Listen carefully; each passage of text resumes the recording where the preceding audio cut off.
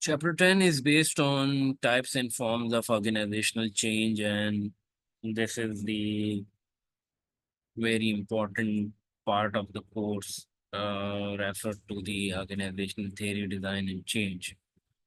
When we talk about organizational change, so we have some important element uh, that is related with the requirement and the process of the organizational change, you can say that. The organizational change is basically the process by which organizations move from their present state to some desired future state to increase their effectiveness. So, in this sense, in this means we need to understand that what is the current state of the organization and what we want to achieve in the next future time period. Then the other thing is important is the goal is to find improved ways of using resources and capabilities in order to increase an organization's ability to create value. Then we have to understand the, the other element that is relate with the target include improving effectiveness at four different levels: human resources, functional resources, technological capabilities, and organizational capabilities. When we're talking about a human resources, so by the human resources, we have discussions is the most important is the asset. Organization's distinctive competencies lie in the skills and abilities of its employees, and the other part is the skills and abilities give an organization a competitive edge or the advantage. Organization must continuously monitor their structure to find that the most effective way of motivating and organizing human resources to acquire and we must say that their skills. So in this case, we have the first important thing is that we need to invest on trainings and development activities so employee acquire new skills and abilities. This is very important. Second thing is when we talk about the socialization and we need to discuss the implies to the cultural values and they learn about the new routines. Third thing is we need to identify the other element. So other thing is the functional resources. We have to focus on the of before discussing the functional resources, we have to complete it. The the the changing organizational norms and values and ongoing examination of the way in which the promotion and reward system operate. Functional resources is the we can say that we talk about the organizational needs to develop procedures that allow it to manage the particular environment it faces. We need to discuss the organization can improve the value that it functions create by changing its structure, culture, and technology. These are the things. Then we have to discuss the technological capabilities. Technological capabilities give an organization an enormous capacity to change itself to exploit market opportunity. So we need to understand the technological capabilities. And the last one is the organizational capabilities to the design of the organization structure and culture. An organization can harness its human and functional resources to take advantage of technological opportunities. Organizational change often involves changing the relationship between people and functions to increase their ability to create value. Other thing is the changes in structure and culture takes place at all level of the organization and include changing in the routine and individual uses to greet customers, changing work group relationships, improving integration between divisions and changing corporate culture by changing the top management team. So these are the elements which is related with the organizational capabilities, technological capabilities, the functional resources, and the human resources. Next part is the targets of change, human resources. Typical kinds of change efforts directed at human resources include, I explain it to you, that the changing the composition of the top management team, socializing, changing organizational norms. We already explained it to you. Change efforts are directed at functional resources by transferring resources to the functions where the most value can be created in response to environmental change. An organization can improve the value that its functions create by changing its structure, culture, and technology. Then we have the change efforts directed at technological capabilities are intended to give an organization the capacity to change itself in order to exploit market opportunities. Technological capabilities are a core competence. Then we have change efforts directed at organizational capabilities, alter organizational culture and structure, thereby permitting the organizations to harness its human and functional resources to exploit technological opportunities. Then we have forces for change as competitive forces. Organization must make changes to attempt to match or exceed its competitors on at least one of the following dimensions: efficiency, quality, innovation. And then we have economic, political, and global forces. You familiar with these forces actually. So I don't know. I cannot explain it in a detailed manner, but these are some of the glance that how can we improve our competitive forces, that we can improve the efficiency of the product, efficiency of the of the workforce, quality. We can improve the quality. We can work on the innovation model. Economic, political, and global forces affect organizations by forcing them to change how and where they produce goods and services. Need to change organizational structure to allow expansion in foreign market, adapt in variety of national cultures, help expatriates adapt to cultural values of where they are located. These are also, there are organizations who are working on the expatriates and they give trainings to the expatriates to understand the new cultural value. I remember this, we had already discussed the expatriates. Expatriates is basically those individuals who working abroad, basically. Their home uh, city or a home place is a different country, and they're working in a different country. So these are the expatriates, basically a simple form of the explanation of this word. Demographic and social forces. Changes in the composition of the workforce and the increasing diversity of employees has presented many challenges for organizations.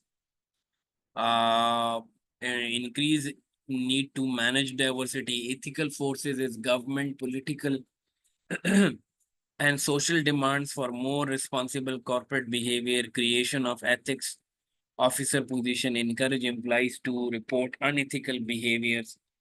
These are the areas, these are the forces, which is also related with the change.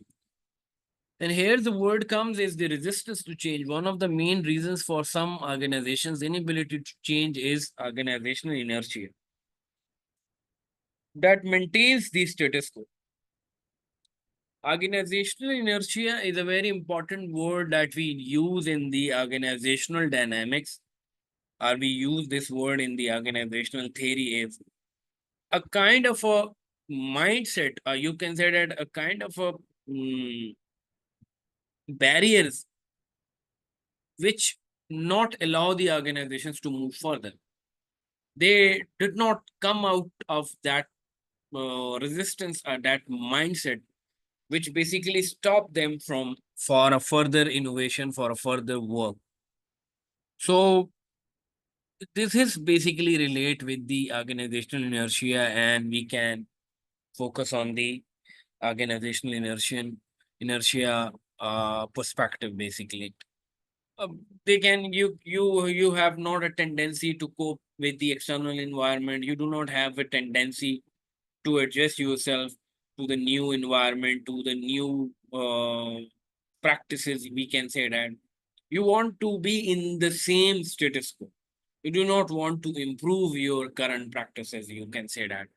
In Pakistan, there is a lot of government organization who has the organizational inertia. They have the knowledge inertia. They have the organization itself has the inertia, knowledge inertia that you do not have a sufficient knowledge. If you have a knowledge, or if you think that the other person is right, but you cannot have the mindset that you can agree with the other person's arguments and the thoughts. Resistance to change is lowers an organization's effectiveness and reduces its chances of survival. Resistance to changes is the organization level. Resistance to change stems from power and conflict. When change causes power struggle and conflicts, there is resistance, differences in functional orientation, mechanistic structure, and organizational culture. We are already discussed these in the classes, and you have familiar with this mechanistic structure and the culture. We also already covered this chapter as well. Group level resistance to change stems from group norms, group cohesiveness, group think, escalation of commitment. These are some of the issues which comes under the uh, you can say that the group level resistance basically. Here I can explain you some of the concepts that very much important is the when we is related in terms of the group level. So uh, when we discuss the escalation of commitment, so escalation of commitment is basically the word explain is that the people cannot uh, accept the mistake. They not accept their mistakes. They are reluctant to understand the change. They basically says that whatever we are doing is fine. You don't need any change. So these are the things is the in lies in mostly in the groups. So group have their own norms, group have their own cohesiveness, group have their own thinking, and they have the escalation of commitment as well.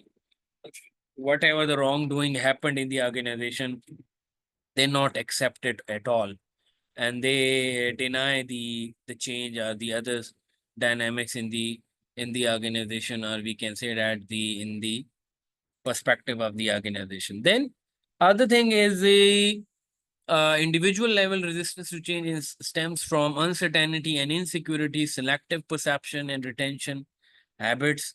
These are also the resistance for the change. Forces for the change is the competitive forces, economic forces, political forces, global forces, social forces, ethical forces. And the resistance to change is the organizational level, structure, culture, strategy, functional level is differences in sub-unit orientation, power and conflict, group level norms and cohesiveness, group think, individual level, cognitive biases, uncertainty and insecurity, selective perception, retention and habit. If you have questions, then I can arrange a Zoom class for you. So I can answer these questions as well. And then the next weekend, we also have a physical class. So in that physical class, you can also ask questions from me as well regarding these elements. Lewin's force field theory of change is the theory of change argues that two sets of opposing forces within an organization determine how change will take place. Forces for change and forces making organization resistance to change. When forces for and against change are equal, the organization is in a state of inertia. The to change an organization, managers must increase forces for change and or decrease forces resisting change. There are the forces for and against change are equal, so there is inertia. People who are in the favor of the change and who are in the against of the change, both are equal in numbers. So organization is basically is not going further. They have the kind of the inertia. That inertia might be linked with the organizational inertia. That inertia might be linked with the knowledge inertia, and that inertia is might be linked with the structural inertia. So there is a theory is already available on net on the literature of the inertia of the organizational inertia. You just go through it and just search out the organizational inertia, and you will find out these inertia types and the areas where we can say that organization cannot move further. Then the types of change in organizations is evolutionary change that is gradual, incremental, and narrowly focused. So change is always gradually and incrementally worked. Revolutionary change that is sudden, drastic, and broadly focused. Revolutionary change is a, is for a shorter period of time. You can say that. Evolutionary change is for a longer period of time, and that works for a longer period of time. And slowly and gradually and incrementally, things and works can move further. Developments in the evolutionary change is a socio-technical system theory, a theory that proposes that importance of changing role and task are technical relationships to increase organizational effectiveness. Managers must fit or gently optimize the workings of an organization's technical and social systems or culture to promote effectiveness. Then then other thing is that gently optimize the working of an organization, technical and social systems or culture to promote effectiveness. Managers need to make changes in the technical system slowly to allow group norms and cohesiveness are not disruptive. These are the things that we can change. We can talk about with the social technical systems theory that propose the changing role and task are technical relationships to increase organizational effectiveness. So the organization manager is need to fit and joint optimize working capabilities, and then they have to need to make the changes in the technical system slowly to allow group norms and cohesiveness are not disrupted. They are not disturb the cohesiveness and the norms of the organization, but they move slowly and gradually in the systems of the organization. TQM is another part of the discussion, an ongoing and constant effort by all of an organization's functions to find new ways to improve the quality of the organization's goods and services. Quality circles, groups of workers who meet regularly to discuss the way work is performed in order to find new ways to increase performance. Changing cross-functional relationship is very important to TQM. We can say that in with reference to the quality management, we need to focus on the cross-functional relationship as well. That needs to be improved, that needs to be worked. Flexible workers is employees who have acquired and developed the skills to perform any of the tasks necessary for assembling a range of finished goods. Compensation frequently tied to the number of different tasks that a persons can perform. Workers can substitute for in the development of the in the evolutionary is basically workers can substitute for one another. And that can be related with the acquired skills and to perform the task. And you give them a flexible working system where you can evolutionarily change the in the structure of the organization basically. Then we move further is flexible work teams, a group of workers who assume responsibility for performing all the operations and necessary for completing a specified stage in the manufacturing process. Team members gently assign tasks and transfer workers from one task to another. Manager's role is to facilitate the team's activity. These are also another part of the discussion is relate with the flexible work team. Revolutionary change is re-engineering basically. Managers redesign how tasks are bundled into roles and functions to improve organizational effectiveness. Instead of focusing on an organization's functions, the managers of a re-engineered organization focus on business processes. Companies re-engineer the work people do. Business process is the any activity that cuts across functional boundaries and which is vital to quick delivery of goods and services or that promotes high quality or low cost. This forces managers to no longer focus on functions in isolation. Business process is a revolutionary change, and a revolutionary change is mean that the managers is continuously focus on the innovation of the organization. They need to improve their business functions, they need to improve their processes, they need to work on the processes, and this as says in this statement that this cannot be done in isolation. There is a need to work on a team, there is a need to develop the workers, there is a need to develop the people in the organization. So by developing the people in the organization, they can improve further in the process and the systems of the organization. Re-engineering is deliberately ignores the existing arrangement of tasks, roles, and work activities. Guidelines for performing re-engineering successfully include organize around outcomes, not tasks. Have those who use the output of the process perform the process. Decentralized decision making to the point where the decision is made. And then we have the other part of the discussion is e-engineering is refers to companies' attempts to use information systems to improve their performance, restructuring, changing tasks and authority relationships, and redesigning organizational structure and culture to improve organizational effectiveness, downsizing the process of streamlining the organizational hierarchy and laying off managers and workers to reduce bureaucratic costs. There is some of the things is that we have to focus on the restructure of the organization. We change the structure of the organization.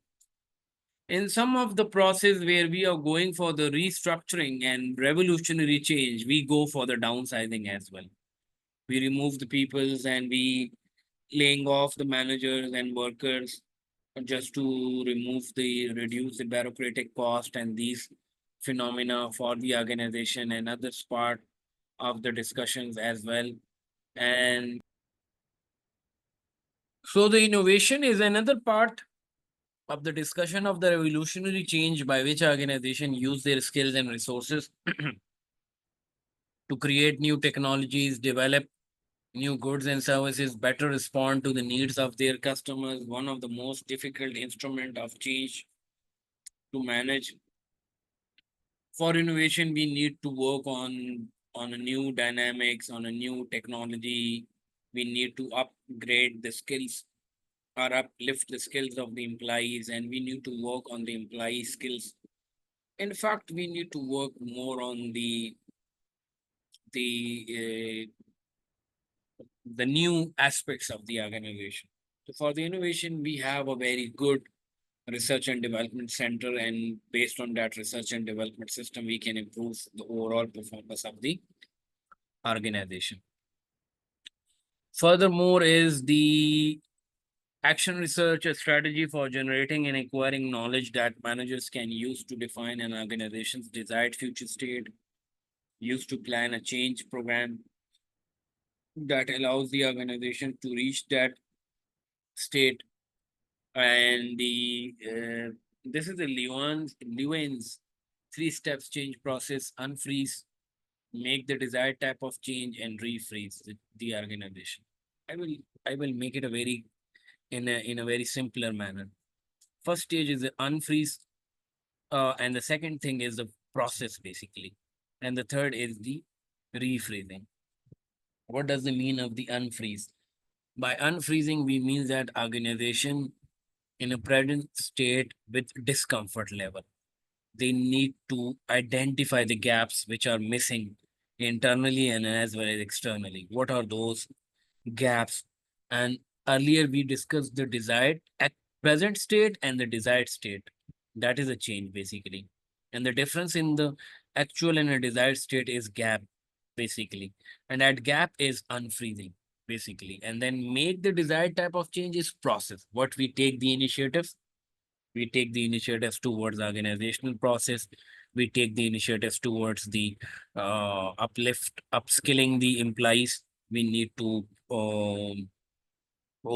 change the overall structure.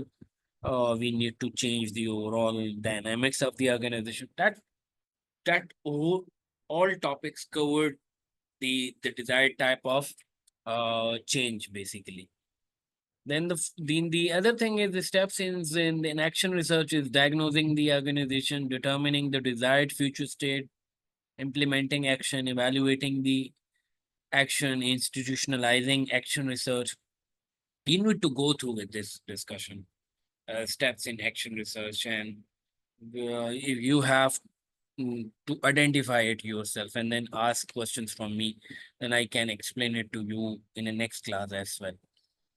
Diagnosing the organization, then we have determining the desired future states, implementing action, top down change, bottom up change, evaluating the action, and institutionalizing action research.